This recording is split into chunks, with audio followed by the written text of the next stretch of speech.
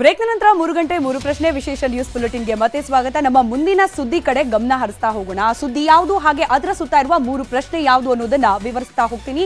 ಮೊದಲ ಪ್ರಶ್ನೆ ಏನು ಅನ್ನೋದು, ಅಪ್ರಾಪ್ತನ ಮೇಲೆ ಬಾಲಕರು ಕಿರುಕುಳ ನೀಡಿದ್ದಾರೆ ಅನ್ನೋ ಗಂಭೀರ ಆರೋಪ ಕೇಳೋಕ್ ಸಿಕ್ಕಿದೆ.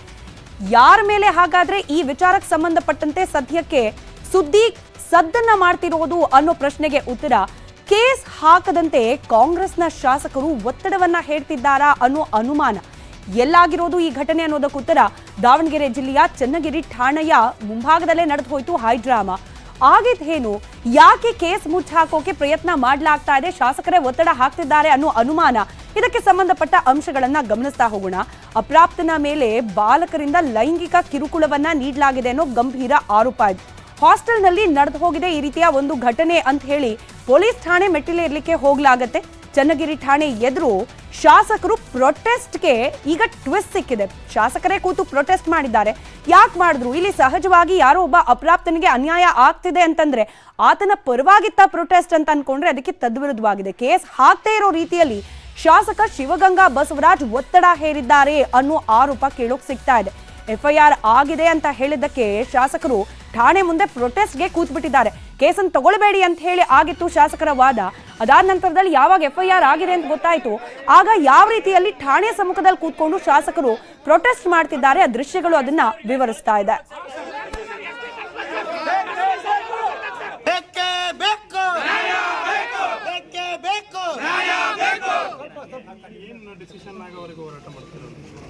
ಇನ್ನು ಈ ವಿಚಾರಕ್ಕೆ ಸಂಬಂಧಪಟ್ಟಂತೆ ಸ್ಥಳೀಯ SP ಡಾಕ್ಟರ್ ಅರುಣ್ ಮಾತನಾಡಿದ್ದಾರೆ, ಕೇಳೋಣ.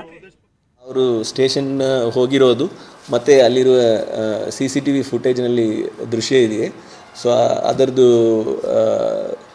ಆಡಿಯೋ ಮತ್ತು ವಿಡಿಯೋ ಇದೆಯೇ, ಅದನ್ನು ನಾನು ವೆರಿಫೈ ಮಾಡೋಕ್ಕೆ ಹೇಳಿದ್ದೀನಿ. ಪ್ರಥಮವಾಗಿ ಏನಕ್ಕೆ ಹೋಗಿದ್ದಾರೆ ಎಂದು ನಮಗೆ ಈ ಕೇಸ್ಗೋಸ್ಕರ ಹೋಗಿದ್ದು ಮಾಹಿತಿ ಇದೆ.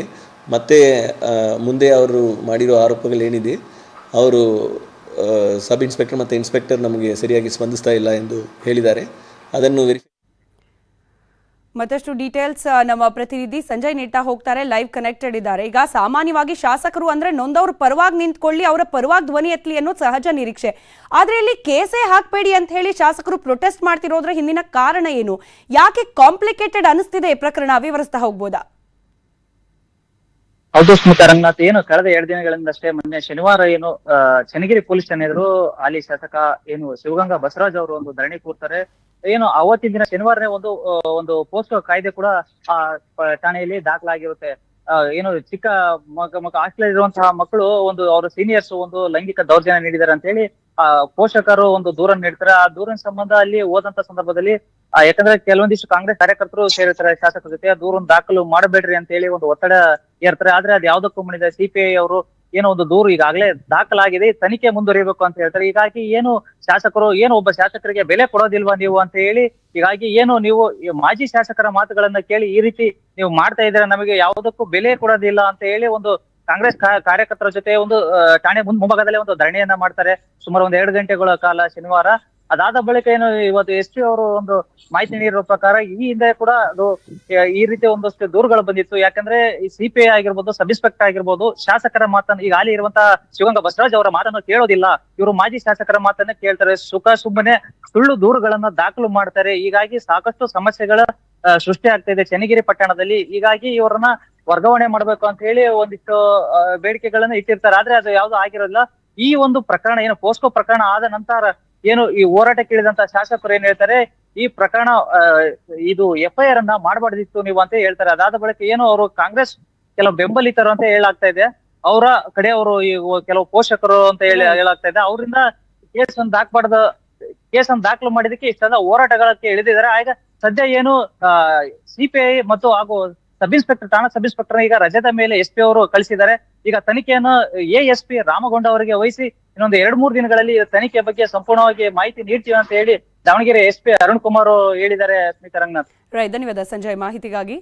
ಮುಂದಿನ ಸುದ್ದಿ ಗಮನಿಸಬೇಡೋಣ. ಚಿತ್ರೋದ್ಯಮಕ್ಕೆ ಸಂಬಂಧಪಟ್ಟದ್ದು, ಅದರಲ್ಲೂ ಕೂಡ ಕಳೆದ ಕೆಲ ದಿನಗಳಿಂದ ಸದ್ದು ಗದ್ದಲಕ್ಕೆ ಕಾರಣವಾಗ್ತಾ ಇರೋ ಸುದ್ದಿಯೇ ಈಗ. ಹಾಗಾದ್ರೆ ಯಾವ ಸುದ್ದಿ, ಅದರ ಸುತ್ತ ಇರುವ ಪ್ರಶ್ನೆ ಏನು, ಗಮನಿಸ್ತಾ ಹೋಗೋಣ. ಏನು ಅನ್ನೋ ಮೊದಲ ಪ್ರಶ್ನೆಗೆ ಉತ್ತರ, ನಟ ಕಿಚ್ಚ ಸುದೀಪ್ ಹಾಗೆ ನಿರ್ಮಾಪಕ ಕುಮಾರ್ ನಡುವೆ ನಡೀತಾ ಇರುವ ಜಟಾಪಟಿ ಗಮನಿಸಿದ್ವಿ. ಕಳೆದ 2 ದಿನಗಳ ಹಿಂದಷ್ಟೇ ಸುದೀಪ್ ಕಾನೂನಾತ್ಮಕ ಹೋರಾಟದ ಹಾದಿಯನ್ನ ಕೂಡ ತುಳಿದಿದ್ದಾರೆ. ಹಾಗಾದ್ರೆ ಸದ್ಯಕ್ಕೆ ಯಾವ ವಿಚಾರಕ್ಕೆ ಹಾಗೆ ಯಾರು ಈ ವಿಚಾರಕ್ಕೆ ಸದ್ದು ಮಾಡ್ತಿದ್ದಾರೆ ಅನ್ನೋದಕ್ಕೆ ಉತ್ತರ ನಿರ್ಮಾಪಕ MN ಕುಮಾರ್. ಹಾಗಾದ್ರೆ ಏನ್ ಮಾಡ್ತಿದ್ದಾರೆ, ಎಲ್ಲಿ ಅನ್ನೋದಕ್ಕೆ ಉತ್ತರ ಫಿಲ್ಮ್ ಚೇಂಬರ್ ಬಳಿಯಲ್ಲಿ ಪ್ರತಿಭಟನೆಗೆ ಕೂತಿದ್ರು ನಿರ್ಮಾಪಕ NM ಕುಮಾರ್. ಕಿಚ್ಚ ಸುದೀಪ್ ಹಾಗೆ ನಿರ್ಮಾಪಕ ಕುಮಾರ್ ಅವರ ನಡುವಿನ ಈ ಹಗ್ಗಜಗ್ಗಾಟ ಕಳೆದ ಅನೇಕ ದಿನಗಳಿಂದ ನಡೀತಾ ಇದೆ. ಈಗ ಹಣ ಪಡೆದು ಕಾಲ್ ಶೀಟ್ ನೀಡಿಲ್ಲ ಅನ್ನೋದು ಕುಮಾರ್ ಅವರ ವಾದ. ಕುಮಾರ್ ಆರೋಪವನ್ನ ಸಾರಾಸಗಟಾಗಿ ತಳ್ಳಹಾಕ್ಬಿಟ್ಟಿದ್ದಾರೆ ನಟ ಕಿಚ್ಚ ಸುದೀಪ್. ಇನ್ ಕೇಸ್ ಏನಾದ್ರೂ ಹಣ ಕೊಟ್ಟದ್ದಕ್ಕೆ ದಾಖಲಾತಿ ಇದ್ರೆ ಪ್ರೊಡ್ಯೂಸ್ ಮಾಡ್ಲಿ, ಇಲ್ಲದೆ ಹೋದ್ರೆ ಬೇಷರತ್ ಕ್ಷಮೆಯನ್ನ ಯಾಚಿಸಬೇಕು ಅನ್ನೋದು ಸುದೀಪ್ ಅವರ ಆಗ್ರಹ. ಯಾವಾಗ ಇದಕ್ಕೆ ಸ್ಪಂದನೆ ಸಿಗ್ಲಿಲ್ಲ, ಮಾನನಷ್ಟ ಮೊಕದ್ದಮೆಯನ್ನ ಕೂಡ ಹೂಡಿದ್ದಾರೆ ಸುದೀಪ್. ಕುಮಾರ್ ವಿರುದ್ಧ ಕೋರ್ಟ್ ಮೆಟ್ಟಿಲೇರಿದ್ರು ಕಿಚ್ಚ ಸುದೀಪ್. ಇದೀಗ ಫಿಲ್ಮ್ ಚೇಂಬರ್ ಮುಂದೆ ಪ್ರತಿಭಟನೆಯನ್ನ ಮಾಡ್ತಾ ಇದ್ದಾರೆ ನಿರ್ಮಾಪಕರು. ಸಂಧಾನಕ್ಕೆ ಸಿದ್ಧನಿದ್ದೇನೆ ಅಂತ ಹೇಳಿ, ಈ ಸಂಧಾನಕ್ಕೆ ವೇದಿಕೆ ಆಗಬೇಕು ಫಿಲ್ಮ್ ಚೇಂಬರ್ ಅಂತ ಹೇಳಿ ಪ್ರೊಟೆಸ್ಟ್ ಅನ್ನ ಮಾಡ್ತಾ ಇದ್ದಾರೆ MN ಕುಮಾರ್. ಅದಕ್ಕೆ ಸಂಬಂಧಪಟ್ಟ ದೃಶ್ಯ ನಾವು ಗಮನಿಸ್ತಾ ಇದ್ದೀವಿ. ಒಂದ್ ಕಡೆಯಲ್ಲಿ ನಟ ಕಿಚ್ಚ ಸುದೀಪ್ ಮೊನ್ನೆ ACMM ಕೋರ್ಟ್ಗೆ ತೆರಳಿ ಮಾನನಷ್ಟ ಮೊಕದ್ದಮೆಯನ್ನ ದಾಖಲು ಮಾಡಿದ್ರು. ಇವತ್ತು ಅದರ ಪ್ರತಿಫಲ ಅನ್ನೋ ರೀತಿಯಲ್ಲಿ ಫಿಲ್ಮ್ ಚೇಂಬರ್ ಮುಂಭಾಗದಲ್ಲಿ ಪ್ರತಿಭಟನೆಗೆ ಕುಳಿತಿದ್ದಾರೆ ನಿರ್ಮಾಪಕ MN ಕುಮಾರ್. ಡೀಟೇಲ್ಸ್ ನಮ್ಮ ಪ್ರತಿನಿಧಿ ಸತೀಶ್ ನೀಡ್ತಾ ಹೋಗ್ತಾರೆ. ಲೈವ್ ಕನೆಕ್ಟೆಡ್ ಇದ್ದಾರೆ. ಸತೀಶ್, ಒಂದ್ ಕಡೆ ಕಾನೂನಾತ್ಮಕ ಹೋರಾಟ, ಮತ್ತೊಂದ್ ಕಡೆಯಲ್ಲಿ ಫಿಲ್ಮ್ ಚೇಂಬರ್ ಮುಂದೆ ಪ್ರತಿಭಟನೆ. ಸೊ ಕಾಂಪ್ಲಿಕೇಟೆಡ್ ಆಗ್ತಾ ಹೋಗ್ತಾ ಇದೆಯಾ ಇದೀಗ ನಟ ಕಿಚ್ಚ ಸುದೀಪ್ ಹಾಗೆ ನಿರ್ಮಾಪಕ ಕುಮಾರ್ ನಡುವಿನ ಈ ಹಗ್ಗಜಗ್ಗಾಟ ಅಂತ?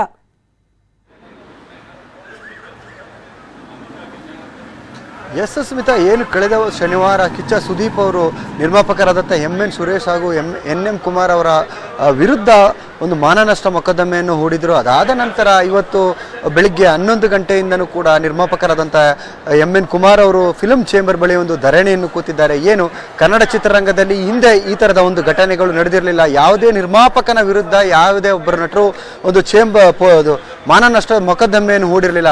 ಆದರೆ ಇವತ್ತು ಆ ಘಟನೆ ನಡೆದಿದೆ ಅನ್ನುವಂಥ ನಿಟ್ಟಿನಲ್ಲಿ ಒಂದು ಪ್ರತಿಭಟನೆಯನ್ನು ಮಾಡುವ ಮುಖಾಂತರ ಒಂದು ಪ್ರತಿಭಟನೆಗೆ ಕೂತಿದ್ದಾರೆ.